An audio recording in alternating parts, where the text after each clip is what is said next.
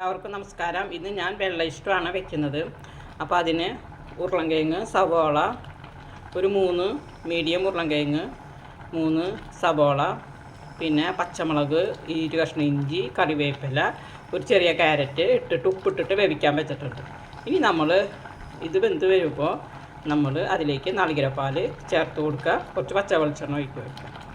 അപ്പോൾ കഷ്ണങ്ങളൊക്കെ ഉപ്പിട്ട് വേവിക്കാൻ വെച്ചിട്ടുണ്ട്. ഇനി നമുക്കത് അടച്ചു വെച്ച് കൊടുക്കാം. അങ്ങനെ നമ്മളുടെ ഉരുളൻകിഴങ്ങ്, സബോളയും വെള്ള ഇഷ്ടത്തിൻ്റെ കറി നന്നായി വെന്ത് വന്നിട്ടുണ്ട്. ഇനി നമുക്കത് നന്നായി ഉടച്ചെടുക്കാം.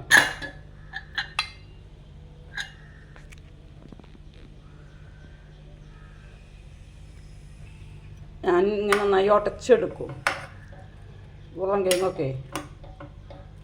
അപ്പോഴാണ് എനിക്കിഷ്ടം. ഇതേപോലെ നമ്മൾ നല്ലോണം ഉടച്ച് എടുത്തിട്ടുണ്ട്. ഇങ്ങനെ ഉടച്ചെടുത്തിട്ട് നമ്മൾ അതിൽ തേങ്ങാപ്പാൽ ഒഴിച്ച് കഴിക്കുമ്പോൾ നല്ല ടേസ്റ്റാണ്. അപ്പോൾ നന്നായി ഉടച്ചെടുക്കും.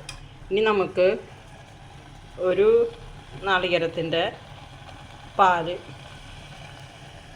നമുക്കതിലേക്ക് ഒഴിച്ച് കൊടുക്കാം. ഒരു നാളികേരത്തിൻ്റെ പാലാണ് നമ്മളതിലേക്ക് ഒഴിച്ച് കൊടുക്കാം. എൻ്റെ മോന് ഭയങ്കര ഇഷ്ടമാണ് വെള്ള ഇഷ്ടം എന്ന് പറയുന്നത്.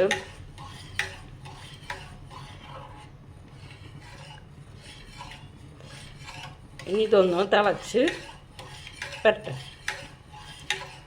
തിളച്ച് വരുമ്പോൾ നന്നായി കുറുകി വരും. അപ്പം നമുക്കതിലേക്ക് കുറച്ച് പച്ച വെളിച്ചെണ്ണ ഒഴിച്ച് കൊടുക്കാം. അപ്പോൾ കറി തിളച്ച് വരുന്നുണ്ട്. അപ്പം നമുക്ക് അതൊന്ന് നന്നായി ഇളക്കി കൊടുക്കാം. വല്ലാണ്ട് തിളയ്ക്കാൻ പാടില്ല, ഒരു ചെറിയ ഇതേപോലെ തിളയ്ക്കാനേ പാടുള്ളൂ. അത് കഴിഞ്ഞാൽ നമുക്ക് തീ ഓഫാക്കി കൊടുക്കാം. അപ്പം നമുക്ക് അതിലേക്ക് കുറച്ച് വെളിച്ചെണ്ണ ഒഴിച്ച് കൊടുക്കാം. പച്ച വെളിച്ചെണ്ണയാണ് ഒഴിച്ച് കൊടുക്കുന്നത്. ഒഴിച്ച് കൊടുത്തു. ഇഷ്ടമുള്ളവർക്ക് അണ്ടിപ്പരിപ്പ്, ഉണക്കമുന്തിരിയൊക്കെ വറുത്തിടാം. ഞങ്ങളത് ചെയ്യാറില്ല. ഞങ്ങൾ ഇതേപോലെയാണ് ചെയ്യാം. ഇതാണ് കൂടുതലിഷ്ടം. അണ്ടിപ്പരിപ്പ് മുന്തിരിയൊന്നും വറുത്തുന്നത് ഇഷ്ടമില്ല.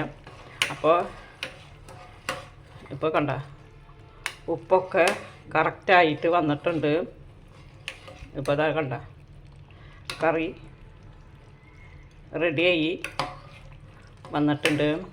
പിന്നെന്ന് വെച്ച് കഴിഞ്ഞാൽ ഇനി ഇതിരിക്കും തോറും ഒന്നും കൂടി കട്ടിയാവും.